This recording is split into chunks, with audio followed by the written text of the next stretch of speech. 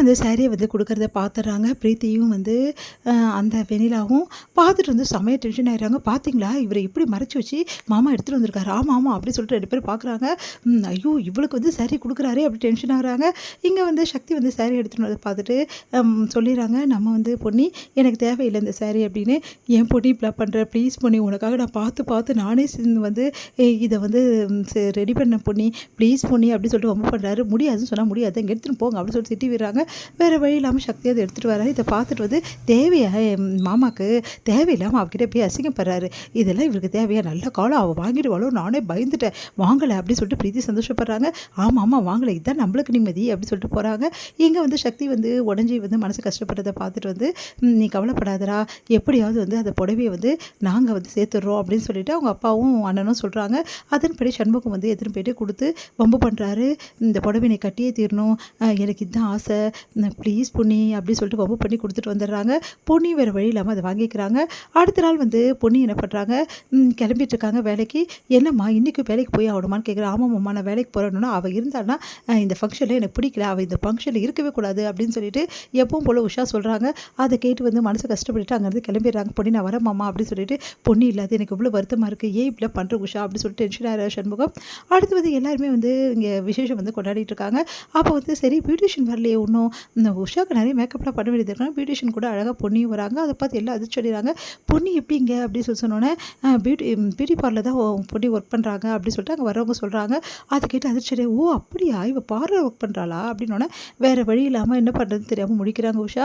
அடுத்து வந்து உஷாவுக்கு மேக்கப்ஸ்லாம் போட்டு அவ்வளோ அழகாக டெக்கரேஷன்லாம் பண்ணி சூப்பராக வந்து பண்ணி விடுறாங்க. அடுத்து வந்து இங்கே என்ன பண்ணுறாங்கன்னா பொன்னி வந்து நின்றுட்டுருக்காங்க ஃபங்க்ஷனில். அப்போ எல்லாருமே வந்து நலங்கு வைக்கிறாங்க, வளையல் போடுறாங்க. அப்போ வந்து சொல்கிறாங்க, பொன்னி நீ போய் செய்வானே, இல்லை இல்லை மாமா பரவாயில்ல அவன் ஒன்றும் எனக்கு பண்ண வேணாம் அப்படின்னு உஷா சொல்கிறாங்க. அதை கேட்டு கடுப்பார சண்முகம், வா முடின்னு இருக்கியா அப்படின்றாரு. உடனே வந்து சக்தியை சொல்கிறாங்க, சக்தி நீ தனியாக பண்ணக்கூடாதுப்பா, உனக்கு பொண்டாட்டி இருக்கால, பொண்டாட்டியோடு சேர்த்து தான் பண்ணணும் எல்லாரும் சொன்னோன்னே, ஏன் சக்தி தனியாக பண்ண என்ன தப்பு அப்படின்னு நம்ம சொல்கிறாங்க. இல்லைம்மா புருஷன் பொண்டாட்டி சேர்ந்து பண்ணுறது தான் நல்லா இருக்குது, சக்தி தான் கல்யாணம் ஆகிடுச்சுல, அவள் பொண்டாட்டி கூட தான் பண்ணணும் அங்கே இருக்கிறவங்களாம் சொல்லிடுறாங்க. அதனால் வேறு வழி இல்லாமல் எல்லாரும் யோசிக்கிறாங்க. அப்போ சக்தி வந்து அதுதான் என் பொண்டாட்டி பொண்ணு இருக்கால அப்படி சொல்லிட்டு கையை பிடிச்சி இழுத்துட்டு வந்து பண்ண வைக்கிறாரு. 2 பேரும் சேர்ந்து பண்ணுறாங்க. சக்திக்கு வந்து சந்தோஷம் தாங்க முடியல. நம்ம பொன்னி கூட வந்து அந்த ஆரத்தி எடுக்கிறதும் அதுக்கப்புறம் பொட்டு வைக்கிறதும் வளையல் போகிறதும் பார்த்துட்டு அவ்வளோ சந்தோஷப்படுறாரு. அப்படியே கிட்ட நிற்கிறாரு.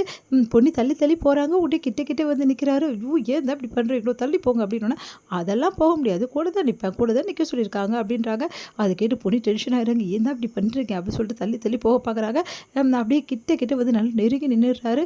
வேறு வழி இல்லாமல் பொன்னியும் வந்து ஃபுல்லாக வந்து அந்த ஆரத்தி எடுக்கிறது எல்லாமே பண்ணிவிட்டு வலையெல்லாம் போட்டுட்டு வராங்க. அடுத்து வந்து சக்திக்கு சந்தோஷம் தாங்க முடியல. பக்கத்தில் ஓடி போய் பொன்னி பக்கத்தில் நின்றுக்கிறாரு.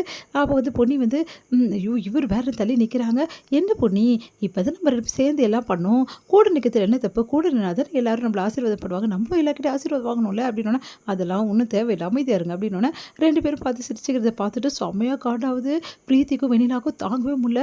என்ன சக்தி மாமா இப்படி பண்ணுறாரு, அப்படியே பொன்னி கூட இப்படி இருக்காரு அப்படின்னு சொல்லிட்டு டென்ஷன் ஆகுறாங்க. என்னதான் இருந்தாலும் அவங்க ரொம்ப புருஷன் பொண்டாட்டி, 1000 பிரச்சனை இருந்தாலும் புருஷன் பொண்டாட்டினா ஒன்றா தான் இருப்பாங்க. அது கூட சில ஜென்மங்களுக்கு தெரிய மாட்டேங்குது, எப்போ பார்த்தாலும் குறை சொல்லிட்டு இருக்குதுங்க அப்படின்னு சொல்லிட்டு சண்முகம் சொல்கிறாரு. அதை கேட்டு அப்படியே வந்து டென்ஷன் ஆகிறாங்க வெண்ணிலா. வந்து யோசிக்கிறாரு, பொன்னியும் நானும் ஒன்றா சாப்பிடணும், அப்பா ஏதாவது பண்ணுங்கப்பா, அதுக்கும் பிளான் வச்சிருக்கேன்டா, நீ கவலைப்படாதடான்னு சொல்லிட்டு சண்முகம் வந்து என்னம்மா அப்படியே போயிடலான்னு பார்க்குறேன், வந்து உட்கார அப்படின்னு சொல்லிட்டு நான் உட்கார வச்சு சாப்பிட வைக்கிறாரு. சக்தியையும் வந்து பொன்னியையும் வேறு வழி இல்லாமல் அவங்களும் சாப்பிட்டுட்டு இருக்காங்க. இதெல்லாம் பார்க்குற பிரீத்திக்கும் வெண்ணிலாக்கும் செம காண்டாவது. 2 பேரும் ஒன்றா உட்காந்து சாப்பிட்றாங்களே அப்படின்னு சொல்லிட்டு இது முடியும்.